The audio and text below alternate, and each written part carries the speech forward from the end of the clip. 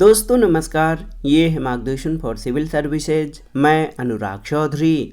दोस्तों, घटना चक्र सामान्य अध्ययन पूर्वावलोकन श्रृंखला में प्रस्तुत है भारत के भूगोल से संबंधित महत्वपूर्ण प्रश्नों का रिवीजन जो विभिन्न प्रतियोगी परीक्षाओं के प्रीवियस ईयर्स में पूछे गए हैं। इस वीडियो में हम भारत में कृषि यानी एग्रीकल्चर से संबंधित सभी महत्वपूर्ण प्रश्नों को कवर करेंगे। तो आइए शुरू करते हैं भारत में कृषि से संबंधित महत्वपूर्ण प्रश्न। दोस्तों, जैसा कि आप जानते हैं कि भारत के योजना आयोग ने 1989 में मृदा, वर्षण, तापमान, उच्चावच, जल संसाधनों आदि कृषि जलवायु कारकों की समानता के आधार पर भारत को 15 बृहद कृषि जलवायु प्रदेशों में विभाजित किया है।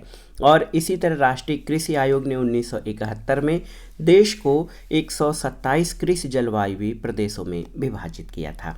तो आइए जो योजना आयोग का 1989 का वर्गीकरण है उसके आधार पर जो 15 कृषि जलवायु प्रदेश हैं उनको देख लेते हैं। पहला है पश्चिमी हिमालयी श्रेणी। इसमें लद्दाख, जम्मू कश्मीर, हिमाचल प्रदेश, उत्तराखंड हैं। पूर्वी हिमालयी श्रेणी में अरुणाचल प्रदेश, असम, मणिपुर, मेघालय, मिजोरम, नागालैंड, सिक्किम, त्रिपुरा और पश्चिम बंगाल हैं। तीसरा कृषि जलवायु प्रदेश है निचली गंगा का मैदान। इसमें पश्चिम बंगाल राज्य शामिल है। मध्य गंगा का मैदान में उत्तर प्रदेश और बिहार। ऊपरी गंगा मैदान में उत्तर प्रदेश। गंगा पार का मैदान चंडीगढ़, दिल्ली, हरियाणा, पंजाब, राजस्थान। पूर्वी पठार और पर्वतीय क्षेत्र में मध्य प्रदेश, झारखंड, छत्तीसगढ़, ओडिशा, पश्चिम बंगाल और महाराष्ट्र शामिल हैं। आठवां जो कृषि जलवायु प्रदेश है उसमें केंद्रीय पठार तथा पर्वतीय क्षेत्र है। इसमें राजस्थान, मध्य प्रदेश, उत्तर प्रदेश शामिल हैं। पश्चिमी पठार तथा पर्वतीय क्षेत्र में मध्य प्रदेश और महाराष्ट्र। दक्षिणी पठार तथा पर्वतीय क्षेत्र में आंध्र प्रदेश, तेलंगाना, कर्नाटक और तमिलनाडु। पूर्वी तटीय मैदान और पर्वतीय क्षेत्र में आंध्र प्रदेश, ओडिशा और पुडुचेरी। और देखिए 12वां कृषि जलवायु प्रदेश है पश्चिमी तटीय मैदान और पर्वतीय क्षेत्र। इसमें महाराष्ट्र, गोवा, कर्नाटक, केरल, तमिलनाडु शामिल हैं। गुजरात के मैदान और पर्वतीय क्षेत्र में गुजरात, दादरा और नगर हवेली तथा दमन और दीव। पश्चिमी मैदानी और पर्वतीय क्षेत्र में राजस्थान और द्वीप क्षेत्र में अंडमान निकोबार द्वीप समूह और लक्षद्वीप शामिल हैं। तो ये योजना आयोग के अनुसार 15 वृहद कृषि जलवायु प्रदेश और उनसे संबंधित क्षेत्र थे। इसी तरह राष्ट्रीय मृदा सर्वेक्षण और भूमि उपयोग नियोजन ब्यूरो नागपुर ने भारत को 20 प्रमुख कृषि पारिस्थितिकी प्रदेश यानी एग्रो इकोलॉजिकल जोन में बांटा है। देखिए इसमें आप शुष्क पारिस्थितिक क्षेत्र जो हैं इसमें पश्चिमी हिमालय, संपूर्ण लद्दाख, जम्मू कश्मीर, हिमाचल प्रदेश के कुछ क्षेत्र, पश्चिमी मैदान और कच्छ प्रायद्वीप तथा दक्कन का पठार शामिल है। अर्ध शुष्क पारिस्थितिकी तंत्र में आप देखिए उत्तरी मैदान राजस्थान और उच्च भूमि और गुजरात का मैदान, मध्य गंगा का मैदान जो उत्तरी मैदान में है। इसके अलावा दक्कन का पठार, इसमें मालवा पठार, गुजरात का मैदान और काठियावाड़ प्रायद्वीप। दक्कन का पठार मिश्रित लाल और काली मृदा और दक्कन का पठार लाल बलुई मृदा शामिल हैं। उपार्ध पारिस्थितिक तंत्र में आप जान लीजिए पूर्वी पठार जिसमें सतपुड़ा श्रृंखला और महानदी बेसिन है। पूर्वी पठार में बुंदेलखंड और उच्च भूमि। इसके अलावा पूर्वी पठार का एक और भाग है लाल और लैटराइट मृदा। उत्तरी मैदान में निचली गंगा मैदान और पश्चिमी हिमालय, जम्मू और कश्मीर, उष्ण क्षेत्र, हिमाचल प्रदेश और उत्तराखंड तथा बंगाल बेसन ये उपार्ध पारिस्थितिकी तंत्र में शामिल हैं। आर्द्र परा आर्द्र पारिस्थितिकी तंत्र में आप देखिए असम और उत्तरी बंगाल के मैदान, पूर्वी हिमालय और पूर्वांचल की पहाड़ियाँ जिसमें पूर्वोत्तर पहाड़ियाँ शामिल हैं। और इसी तरह तटीय पारिस्थितिकी तंत्र में पूर्वी तटीय मैदान और अंडमान निकोबार द्वीप समूह तथा पश्चिमी घाट यानी तटीय मैदान और पश्चिमी पहाड़ियाँ शामिल हैं। तो ये दोस्तों ये कौन सा वर्गीकरण था? आप जानते हैं कि कृषि पारिस्थितिकी प्रदेश जो एग्रो इकोलॉजिकल रीजन हैं ये 20 हैं। इनका विवरण आपने पढ़ा है। अब आइए प्रश्नों पर आते हैं। देखिए अस्थाई कृषि यानी पर्माकल्चर पारंपरिक रासायनिक कृषि से किस तरह भिन्न है आपको बताना है। यहाँ पर चार जो हैं आपके 4 ऑप्शन दिए गए हैं, कूट के आधार पर आपको बताना है। अस्थायी कृषि एक धान्य कृषि पद्धति को हतोत्साही करता है, किंतु पारंपरिक रासायनिक कृषि में एक धान्य कृषि पद्धति की प्रधानता है। बिल्कुल सही है। पारंपरिक रासायनिक कृषि के कारण मृदा की लवणता में वृद्धि हो सकती है, किंतु इस तरह की परिघटना अस्थायी कृषि में दृष्टिगोचर नहीं होती है। बिल्कुल सही है। पारंपरिक रासायनिक कृषि अर्धशुष्क क्षेत्रों में आसानी से संभव है, किंतु ऐसे क्षेत्रों में अस्थायी कृषि इतनी आसानी से संभव नहीं है। ये गलत है। और देखिए, मल्च बनाने या मल्चिंग की प्रथा स्थायी कृषि से काफ़ी महत्वपूर्ण है, किंतु पारंपरिक रासायनिक कृषि में ऐसी प्रथा आवश्यक नहीं है। तो 1, 2 और 4 आपके सही हैं। यहाँ पर ऑप्शन बी सही उत्तर हो जाएगा। दोस्तों, प्रकृति के साधनों का बिना दुरुपयोग या प्रदूषित किए अधिकतम उपयोग करने वाली कृषि की विधि को अस्थायी कृषि कहा जाता है। इसमें मृदा, जल और प्राकृतिक रूप से निर्मित खाद और उसके संरक्षण के लिए क्रॉप रोटेशन, मल्चिंग विधि के तहत मिट्टी को ढकना आदि अपनाकर कृषि की जाती है। कथन 1, 2 और 4 सत्य हैं। अगला प्रश्न है, कृषि में शून्य जुताई या जीरो टिलेज के क्या लाभ हैं, आपको बताना है। तो यहाँ पर आप देखिए, पिछली कृषि के अवशेषों को जलाए बिना गेहूं की बुआई संभव है, सही है। चावल की नए पौध की नर्सरी बनाए बिना धान के बीजों का नम मृदा में सीधे रोपण संभव है, सही है। और मृदा में कार्बन पृथक्करण संभव है। तो ये तीनों ही कथन आपके सही हैं। शून्य जुताई, दोस्तों शून्य जुताई यानी खेत की जुताई किए बगैर अगली फसल बोने के निम्नलिखित लाभ हैं। फसल लागत में कमी आती है। पिछली फसल के अवशेषों को खेत में छोड़ दिया जाता है, जिससे वो सड़कर खाद बनता है। इससे उर्वरक उपभोग में कमी आती है। धान की नर्सरी बनाने के बजाय सीधे बुआई से समय और श्रम की बचत होती है। फसलों द्वारा वायुमंडल से अवशोषित कार्बन डाइऑक्साइड मृदा में मिल जाती है, जिससे वायुमंडल से कार्बन पृथक्करण होता रहता है। अगला प्रश्न बहुत ही महत्वपूर्ण है, कृषि में फर्टिगेशन के क्या लाभ हैं, आपको बताना है। बहुत ही महत्वपूर्ण प्रश्न है और कूट के आधार पर आपको बताना है। यहाँ पर देखिए, फर्टिगेशन सिंचाई जल की क्षारीयता का नियंत्रण संभव है, बिल्कुल सही है। रॉक फास्फेट और सभी अन्य फास्फेटिक उर्वरकों की सफलता के साथ अनुप्रयोग संभव है, सही नहीं है। पौधों के लिए पोषक बढ़ी हुई मात्रा सुलभ किए जा सकते हैं और रासायनिक पोषकों के निच्छालन में कमी संभव है। तो 1, 3 और 4 आपके सही हैं।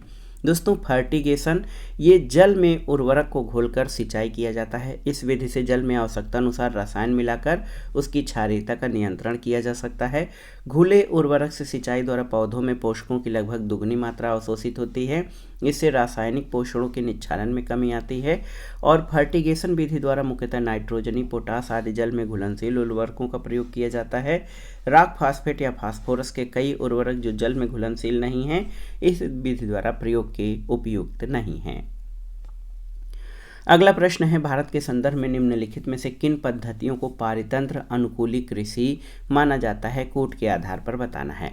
फसल विविध रोपण, शिंब आधिक्य, टेंसियोमीटर का प्रयोग और ऊर्ध्वाधर कृषि। तो ये सभी जो हैं ये पारितंत्र अनुकूली कृषि हैं।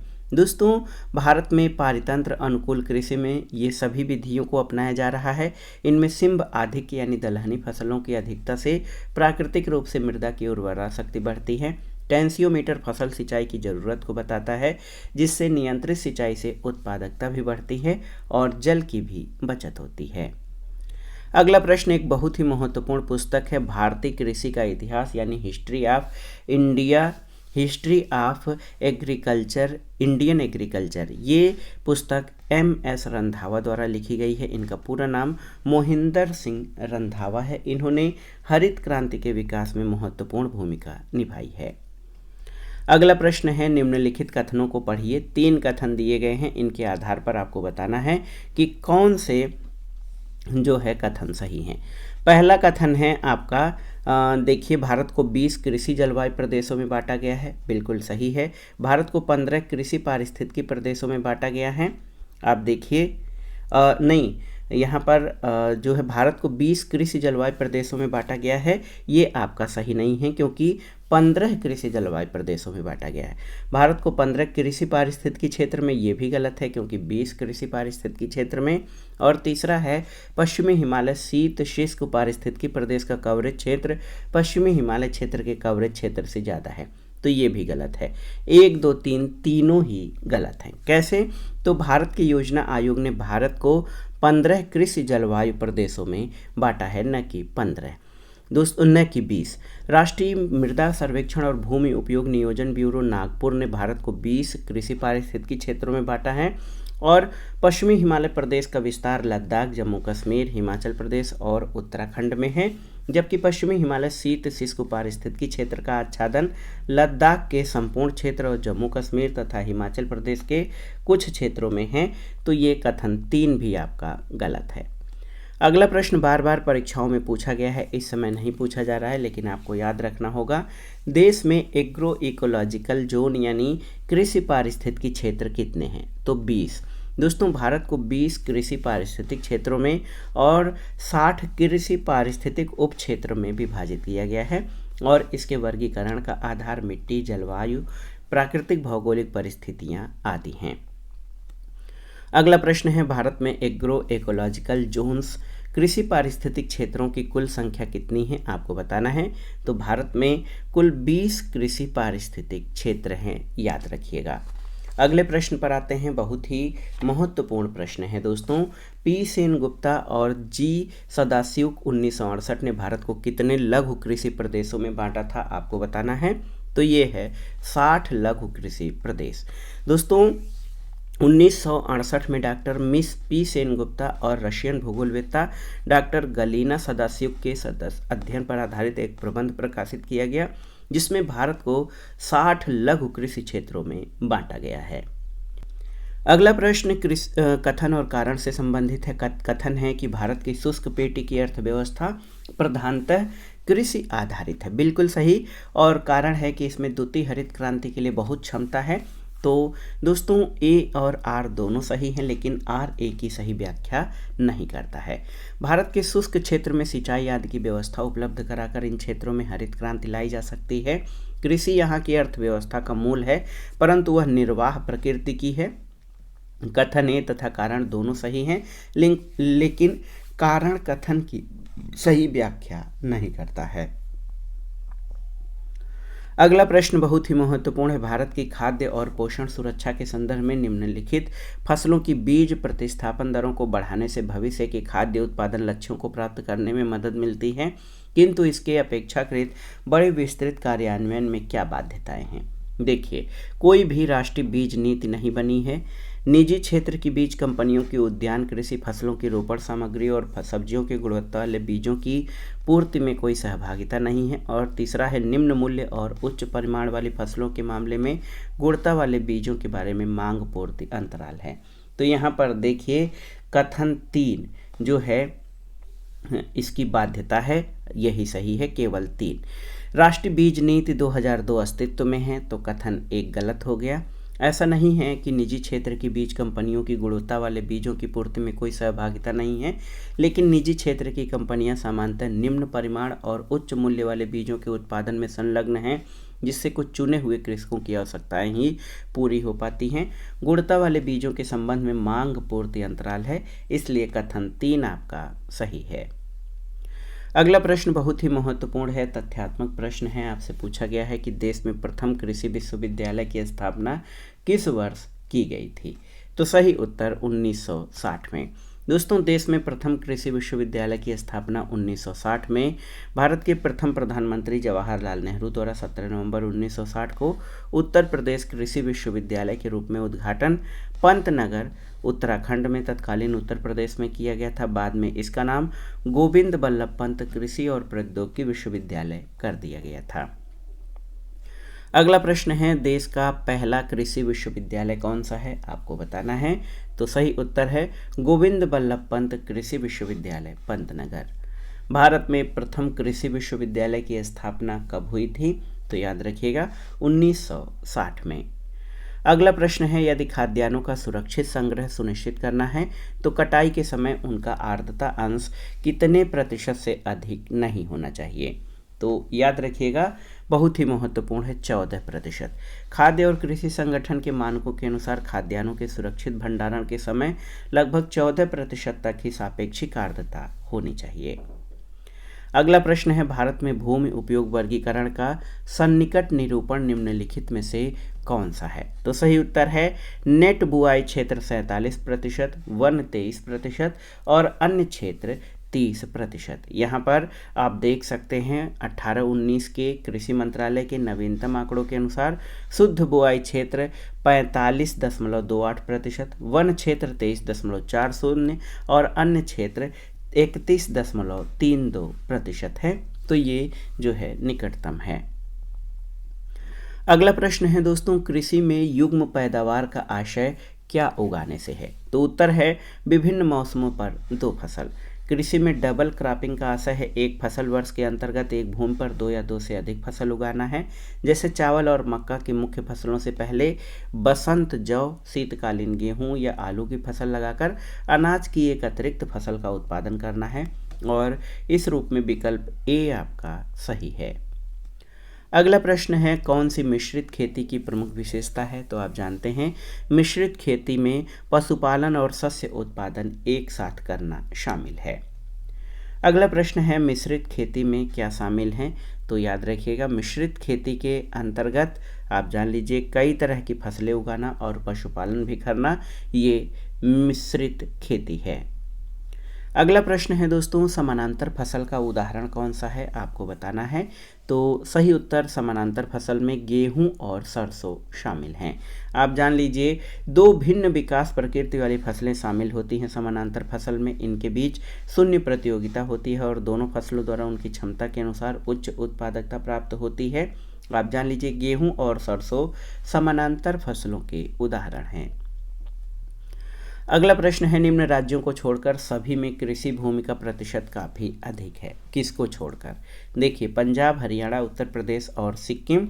तो सिक्किम को छोड़कर आप जान लीजिए पंजाब, हरियाणा और उत्तर प्रदेश में जो है कृषि भूमि का प्रतिशत अधिक है, क्योंकि सिक्किम पूर्वोत्तर का पहाड़ी प्रदेश है। यहाँ का अधिकांश भूभाग जंगलों से घिरा है और कुल भूमि का मात्र 10% से भी कम भाग कृषि कार्य के लिए प्रयुक्त होता है। अगला प्रश्न है, निम्न में से एक भारतीय कृषि की विशेषता नहीं है? प्रकृति पर अधिक निर्भरता, उत्पादकता का निम्न स्तर, फसलों की विविधता या बड़े खेतों की प्रधानता। तो देखिए बड़े खेतों की प्रधानता ये भारतीय कृषि की विशेषता नहीं है और यहाँ पर बड़े खेतों की तुलना में सीमांत भूजोतों की अधिकता है। अगला प्रश्न है, भारतीय कृषि में निम्न उत्पादकता का कारण क्या है? आवश्यकता से अधिक लोगों को कृषि कार्य में लगा रहना, जोत का छोटा आकार, उत्पादन की पिछड़ी तकनीक या उपर्युक्त सभी। तो सही उत्तर भारतीय कृषि में निम्न उत्पादकता का कारण उपर्युक्त सभी हैं।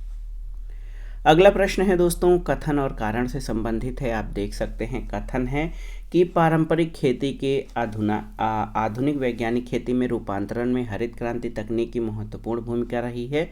बिल्कुल सही है। इसमें सामाजिक और पर्यावरणीय लागत शामिल नहीं होती है, ये भी सही है। दोस्तों कथन और कारण दोनों सही हैं, लेकिन कारण कथन की सही व्याख्या नहीं करता है, क्योंकि हरित क्रांति के कारण भारतीय कृषि अपने जीवन निर्वाहक स्वरूप के बजाय व्यापारिक तथा बाजारोन्मुख रूप ग्रहण करती जा रही है। भारतीय खेती के वैज्ञानिक खेती का रूप धारण करने में हरित क्रांति का महत्वपूर्ण योगदान है, लेकिन हरित क्रांति का लाभ आज तक जो भी दर्शाया जा रहा है उसमें हरित क्रांति के कारण होने वाली सामाजिक और पर्यावरणीय क्षति को शामिल नहीं किया जाता है। ये दोनों अलग अलग तथ्य हैं और ये दोनों सत्य हैं, लेकिन एक दूसरे की सुस्पष्ट व्याख्या नहीं करते हैं। अगला प्रश्न बहुत ही महत्वपूर्ण है। आप देखिए कौन सा भारतीय कृषि की निम्न उत्पादकता का कारण नहीं है? जनसंख्या का दबाव, प्रच्छन्न बेरोजगारी, सहकारी कृषि या भूजोत का छोटा आकार। तो सहकारी कृषि भारतीय कृषि की निम्न उत्पादकता का कारण नहीं है। सहकारी कृषि कृषि के विकास का एक साधन है। इसके तहत छोटे छोटे किसान संयुक्त रूप से कृषि कार्य करते हैं। अगला है, भारत में संकर या चालू जोतों का सबसे बड़ा औसत आकार क्या है? आपको बताना है किस राज्य में। तो सही उत्तर आपका हो जाएगा राजस्थान में। भारत में चालू जोतों का सबसे बड़ा औसत आकार राजस्थान में था 2010 में, लेकिन अगर आप देखेंगे तो राजस्थान सर्वाधिक योगदान जो है राजस्थान का है। उत्तर प्रदेश जो है उसके बाद महाराष्ट्र और उत्तर प्रदेश का स्थान है। तो आप जान लीजिए कि सर्वाधिक जोतों की संख्या उत्तर प्रदेश में और बिहार में है। उसके बाद भारत में कृषि को समझा जाता है क्या? तो आप जान लीजिए भारत में कृषि को जीविकोपार्जन का साधन समझा जाता है। अगला प्रश्न है भारतीय कृषि के संदर्भ में कौन सा कथन सही है। 4 कथन यहाँ पर दिए गए हैं। भारत में दालों की खेती के अंतर्गत आने वाला लगभग 90% क्षेत्र वर्षा द्वारा पोषित नहीं है। पिछले 2 दशकों में भारतीय राष्ट्रीय स्तर पर खेती किए जाने वाले कुल क्षेत्रों में दालों का भाग दोगुना हो गया है। विश्व में कुल क्षेत्र में होने वाली चावल की खेती का लगभग 15% भाग भारत में है और भारत में होने वाली खेती के कुल क्षेत्र में लगभग 34% क्षेत्र में चावल की खेती होती है। तो कथन ए आपका सही नहीं है। दोस्तों आप जान लीजिए कि जो है कि यहाँ पर अगर आप देखेंगे तो ये आप व्याख्या देखिए। जब ये प्रश्न पूछा गया था तो दालों की खेती के अंतर्गत केवल 12.7% भाग को ही सिंचाई सुविधाओं का लाभ था, शेष 83 भाग वर्षा द्वारा पोषित था। तो कथन ए लगभग सही है। लेकिन पिछले 2 दशकों में दालों की खेती के अंतर्गत 246.62 लाख हेक्टेयर था। 2004-05 में 227.6 हो गया। तो ये कहना कुल क्षेत्र में दालों का भाग दोगुना हो गया है, ये भी आपका गलत हो गया है। और विश्व के कुल क्षेत्र में होने वाली चावल की कृषि का लगभग 29% भारत में किया जा रहा है, न कि 15%। तो भारत में चावल की खेती बहुत अधिक की जाती है। और आप जान लीजिए भारत में खाद्यान्न के सकल क्षेत्र में लगभग 35.55% क्षेत्रफल पर चावल की कृषि की जा रही है। अगला प्रश्न है भारत में रासायनिक उर्वरकों के 2 बड़े उपभोक्ता कौन से हैं, आपको बताना है। ये प्रश्न बहुत ही महत्वपूर्ण है। तो सही उत्तर उत्तर प्रदेश और आंध्र प्रदेश। दोस्तों आप जान लीजिए कि 2013-14 के आंकड़ों के आधार पर राज्यों में सर्वाधिक उर्वरक उपभोक्ता उत्तर प्रदेश और आंध्र प्रदेश हैं, लेकिन जो नवीनतम आंकड़े हैं शीर्ष उर्वरक उपभोक्ता उत्तर प्रदेश के बाद महाराष्ट्र और फिर मध्य प्रदेश का स्थान आता है। अगला प्रश्न है निम्नलिखित हरी खाद वाले फसलों में किसमें नाइट्रोजन की मात्रा सर्वाधिक पाई जाती है। ढैंचा, सनई, बोड़ा या ग्वार में। तो सही उत्तर बोड़ा यानी लोबिया में। नाइट्रोजन की सर्वाधिक मात्रा बोड़ा या लोबिया में पाई जाती है। हरी खाद कृषि में उस सहायक फसल को कहते हैं जिसकी खेती मुख्यतः भूमि में पोषक तत्वों को बढ़ाने और उसमें जैविक पदार्थों की पूर्ति करने के उद्देश्य से की जाती है। ढैंचा में 0.42%, सनई में 0.43% और ग्वार में 0.34% नाइट्रोजन की मात्रा पाई जाती है। अगला प्रश्न है नई सुधारी गई ऊसर में हरी खाद के लिए उपयुक्त फसल कौन सी है। तो सही उत्तर लोबिया है। अगला प्रश्न है संतुलित उर्वरक प्रयोग किए जाते हैं किसके लिए। आप देखिए उत्पादन बढ़ाने के लिए, खाद्य की गुणवत्ता बढ़ाने के लिए, भूमि की उत्पादकता बनाए रखने के लिए और ये सभी। तो सही उत्तर ऑप्शन डी हो जाएगा। इन सभी के लिए संतुलित उर्वरकों की उपयोगिता है। अगला प्रश्न है दक्षिणी भारत में उच्च कृषि उत्पादकता का क्षेत्र कहाँ पाया जाता है। तो सही उत्तर तमिलनाडु तट में। दोस्तों उच्च कृषि उत्पादकता का क्षेत्र दक्षिण भारत में आंध्र प्रदेश का तटवर्ती क्षेत्र, तमिलनाडु का तटीय भाग, गुजरात का सूरत क्षेत्र और महाराष्ट्र के कोल्हापुर और सतारा क्षेत्र हैं। तो विकल्प बी आपका सही उत्तर है। अगला प्रश्न है पुनर्भरण योग्य भौम जल संसाधन में सबसे संपन्न राज्य कौन सा है।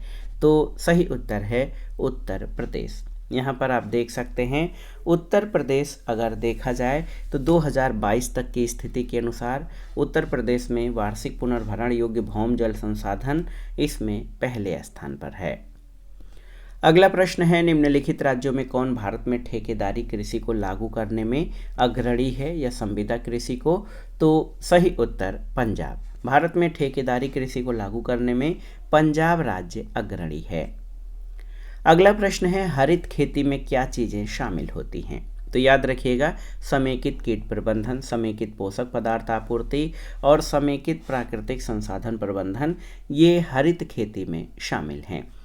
दोस्तों हरित खेती में समेकित कीट प्रबंधन, समेकित पोषक पदार्थ आपूर्ति और दोस्तों प्राकृतिक संसाधनों का प्रबंधन शामिल है। हरित खेती वास्तव में संरक्षण कृषि है। हाल के दिनों में हरित खेती विशेष रूप से चीन द्वारा उपयोग में लाया जा रहा है और हरित खेती के विषय में ये धारणा डॉक्टर स्वामीनाथन के द्वारा प्रतिपादित किया गया था। अगला प्रश्न भी बहुत ही महत्वपूर्ण है, आप देख सकते हैं, बहुत महत्वपूर्ण कि भारतीय कृषि पर वैश्वीकरण के प्रभाव के संदर्भ में कौन सी व्याख्या असत्य है। जलवायु परिवर्तन, नकद फसलों पर बल, आय असमानता में वृद्धि और आर्थिक सहायता में कटौती। तो सही उत्तर जो है जलवायु परिवर्तन है।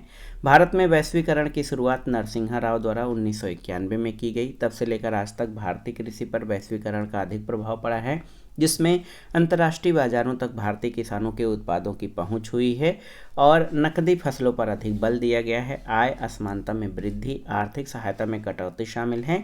दोस्तों, वैश्वीकरण के तहत बड़े किसानों को अधिक लाभ होता है, जबकि छोटे किसानों को उतना लाभ नहीं मिल पाता। जलवायु परिवर्तन पर वैश्वीकरण का प्रभाव नहीं पड़ता है। अगला प्रश्न है, निम्नलिखित में से कौन सा एक बीज ग्राम संकल्पना या सीड विलेज कॉन्सेप्ट के प्रमुख उद्देश्यों का वर्णन करता है। तो आपको जानना पड़ेगा सीड विलेज कॉन्सेप्ट क्या है। तो सही उत्तर है किसानों को गुणवत्ता युक्त बीज उत्पादन का प्रशिक्षण देने में लगाना और उनके द्वारा दूसरों को समुचित समय पर तथा वहन करने योग्य लागत में गुणवत्ता युक्त बीज उपलब्ध कराना, ये सीड विलेज का जो है कॉन्सेप्ट है। दोस्तों, एक समान विचार वाले किसानों को स्वयं सहायता समूह में एक साथ प्रशिक्षित करना, जिससे वे अपनी पसंद की फसलों के बीजों को उत्पादित करने के साथ काम कर सकें, जिससे स्वयं की और साथी किसानों की बीज की ज़रूरतों को उचित समय और सस्ती कीमत पर पूरा किया जा सके। ये सीड विलेज कॉन्सेप्ट है। अगला प्रश्न बहुत ही महत्वपूर्ण है, एगमार्क है। तो अंडा उत्पादन करने के लिए सहकारी समिति, कृषकों की सहकारी समिति, अंडों की विनियमित मंडी या गुणवत्ता गारंटी की मोहर। तो सही उत्तर एगमार्क गुणवत्ता गारंटी की मोहर है। दोस्तों, एगमार्क जो है केंद्र सरकार द्वारा प्रायोजित योजना है, जो कृषि उत्पाद यानी ग्रेडिंग और मार्केटिंग अधिनियम 1937 के अंतर्गत कृषि और संबंधित उत्पादों की ग्रेडिंग और मानकीकरण को प्रोत्साहित करती है। ऑप्शन डी आपका सही उत्तर है। आज की वीडियो का आखिरी प्रश्न है, भारत में सीमांत कृषि जोत का आकार कितना है।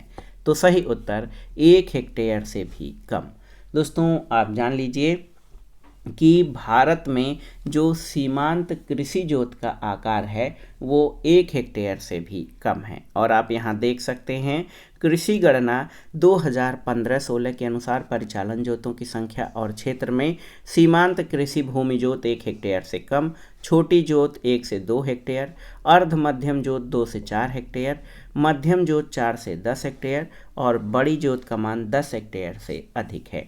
तो याद रखिएगा, भारत में सीमांत कृषि भूमि जोत का आकार 1 हेक्टेयर से कम होता है।